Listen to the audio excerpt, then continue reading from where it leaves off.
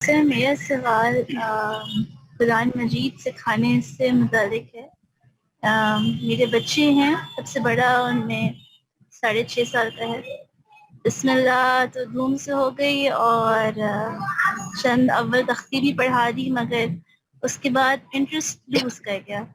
قاری صاحب بھی لگوائے مگر ہمیں لگا تھوڑی سختی کر رہے ہیں، 2 ہفتے میں ان کو پھر معذرت کری ان سے۔ تو اب سب کی طرف سے اور مجھے بھی یہ ہوتا ہے کہ قرآن مجید سیکھنا اور نماز پڑھنا، یہ سب چیزوں کے لیے قاعدہ پڑھنا تو ضروری ہے، اور اگر بچے خود شوق سے نہیں پڑھیں گے تو پھر کیا ان کا انتظار کریں کہ وہ شوق پیدا کریں گے؟ پھر یہ میرا سوال ہے۔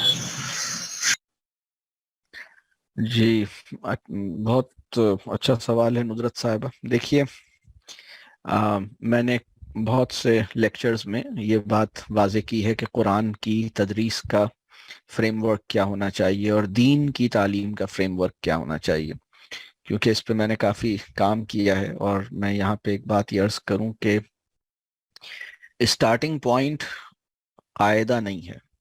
قرآن سے کنیکٹ کرنے کا، قرآن سے ڈیپر لیول پہ کنیکٹ کرنے کا اسٹارٹنگ پوائنٹ قاعدہ نہیں ہے۔ اگر آپ یہ سمجھتے ہیں اگر آپ قاعدے سے اسٹارٹ کریں گے نا، تو وہ صرف بہت ہی چھوٹے مطلب مقاصد حاصل ہوں گے۔ مطلب وہ جو پورا جو ایک ہمیں اگر اس کی تربیت کو سامنے رکھتے ہوئے کام کرنا ہے، تو جو اسٹارٹنگ پوائنٹ ہے وہ انبیاء علیہ السلام کے جو واقعات ہیں وہاں سے شروع کرنا ہے، اور وہ اسٹارٹنگ پوائنٹ ہے قصہ آدم۔ قصہ آدم جو ہے وہ ام المبحث ہے۔ آپ قصہ آدم قرآن کے اندر بیان ہوا ہے، آپ قرآن میں جس طرح قرآن میں حضرت آدم علیہ السلام کے واقعات بیان ہوئے ہیں، یا اس واقعے کے کانٹیکسٹ میں جو کچھ بھی بیان ہوا ہے، آپ وہ بیان کرنا شروع کیجئے۔ 7 مختلف مقامات پر حضرت آدم علیہ السلام کا ذکر ہے، آپ اس کو ایک ترتیب میں آپ وہ پورا واقعہ کہانی کی شکل میں آپ بچے کو بتائیے۔ پھر انبیاء علیہ السلام کا تذکرہ شروع کیجئے، اور پھر رسول اللہ صلی اللہ علیہ وسلم تک آئیے، اور یہ ساری بات آپ نہ لکھوائیں گے نہ پڑھوائیں گے، یہ آپ زبانی سنائیں گے، آپ باتیں کریں گے۔ اور جب بچہ آپ سے پوچھے گا کہ آپ کو یہ کیسے پتا چلا، تو یہ ان سے کہیے گا یہ بھی آپ کو آگے بتاؤں گی کہ یہ کیسے پتا چلا۔ یعنی یہ سلسلہ چلتا رہے گا۔ پھر رسول اللہ صلی اللہ علیہ وسلم کی زندگی کے بارے میں آپ بتائیے، ان کی زندگی کو بھی کہانی کی شکل میں ایک پوری سیرہ کا تعارف کروائیے۔ جب رسول اللہ صلی اللہ علیہ وسلم کا تعارف ہوگا تو اس کو یہ بات سمجھ آئے گی کہ قرآن ہم تک کیسے پہنچا، اور جب قرآن ہم تک کیسے پہنچا یہ بات سمجھ آئے گی، تو اس میں یہ بات سمجھ آئے گی کہ قرآن کے اندر یہ بات بیان ہوئی ہے کہ رسول اللہ صلی اللہ علیہ وسلم، اور یہ پیچھے انبیاء کا جو ذکر ہے وہ قرآن کے اندر ہی بیان ہوا ہے۔ حضرت آدم علیہ السلام کے بارے میں جو ہم جانتے ہیں وہ قرآن کی مدد سے جانتے ہیں۔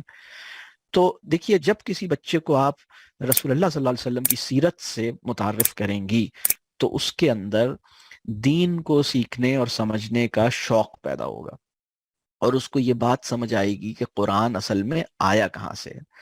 ابھی پچھلے دنوں میری ملاقات کسی بچے سے ہوئی، اور وہ بچہ بہت مطلب اس کے والدین چاہتے تھے کہ پورا قرآن اس کو حفظ کروایا جائے، اور وہ بچہ اس پہ مطلب یعنی اس کو کچھ دشواریاں آ رہی تھیں۔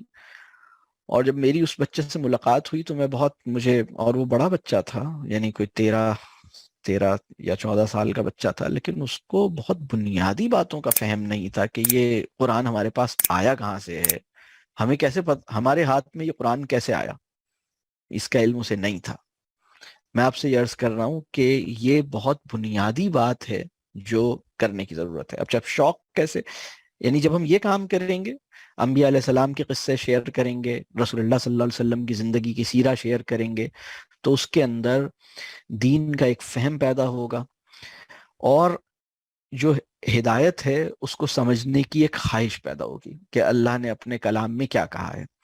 اب دوسرا کام اس کے بعد کرنا ہے، یا اس کے ساتھ ساتھ کرنا ہے، اور وہ کام کیا ہے؟ دیکھیے، اللہ کے کلام کو اللہ سے ڈرنے والا، یعنی اللہ، یعنی آخرت سے ڈرنے والا، آخرت میں جواب دہی کی فکر میں جو آدمی ہے اس کی بات کر رہا ہوں. ڈرنے والے سے مراد اللہ کے سامنے ہمیں روز آخرت میں جواب دہی دینی ہے نا، اس کا خوف. وہ والا بندہ، یعنی ایسا کوئی بندہ جو محبت کے ساتھ اور اخلاص کے ساتھ اور وہ قرآن کی تلاوت کرے، تو جب ایک خوبصورت انداز میں، اور کوئی اللہ پہ جس کا ایمان ہے، وہ جب بار بار اپنی آواز میں تلاوت کرتا ہے، بچہ جتنی دفعہ تلاوت کو سنے گا، قرآن کی تلاوت کو، اس میں آپ مدد لے سکتے ہیں. بہت سارے قاری قرہ حضرات کی بہت ساری تلاوت اب اس وقت سیو ہے، انٹرنیٹ پہ اویلیبل ہے. آپ مطلب ماشاءاللہ پہلے تو یہ سہولت نہیں تھی، اب آپ بہت سارے قرہ حضرات ہیں، تو اس کو بار بار سننے کا تجربہ دیجیے.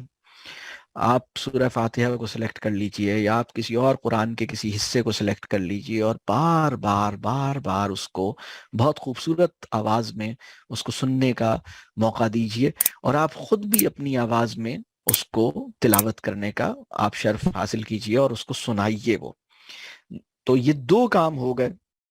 قرآن کو سننے کا موقع ملا ہے، رسول اللہ صلی اللہ علیہ وسلم اور دوسرے انبیاء کی سیرت کو پڑھنے کا موقع ملا ہے. اس کے بعد پھر اس کے اندر یہ شوق پیدا ہوگا، اور بے انتہا شوق پیدا ہوگا، بہت محبت اسے ہوگی.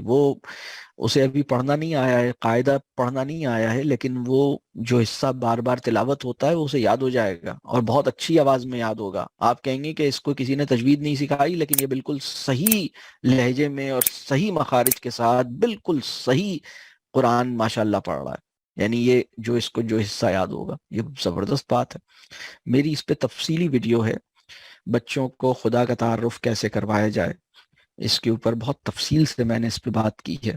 تو مختصر میں نے ابھی یہ بات بیان کر دی کہ شوق کیسے پیدا ہوگا. شوق اس وقت پیدا ہوگا جب کلام الہی کو خوبصورت آواز میں کسی ایمان والے انسان سے، مطلب جس کا ایمان زندہ ہے، اس کی آواز میں بار بار سنے.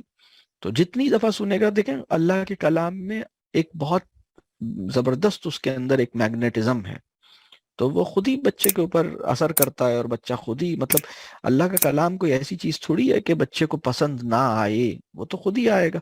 پرابلم اس وقت ہوتا ہے کہ جب ہم یہ دو کام نہیں کرتے اور ہم اسے فورسڈ انسٹرکشن شروع کرتے ہیں. آپ یہ دو کام کیجئے، پھر دیکھیے وہ بچہ کہے گا مجھے یہ سکھائیں، مجھے اور سنائیں، مجھے اور، مطلب آپ کو پتہ لے گا جو آپ نے سنانے کی کوشش کی ہے وہ اسے یاد ہو گیا ہے، اور وہ مزید سننا اور سمجھنا چاہتا ہے. وہ اس کو ایک بہت زیادہ اس کے اندر بیتابی پیدا ہوگی، اور یہ بہت زبردست کام ہوگا انشاءاللہ. تو ابھی بہت سے بچوں سے ہم نے پڑھوانے کی ضد کی ہے کہ یہ پڑھ کے دکھاؤ، وہ پڑھ کے دکھاؤ، لیکن ہم نے اس کو سننے کا تجربہ انہیں نہیں دیا ہے. تو اس کو آپ سمجھ لیجئے.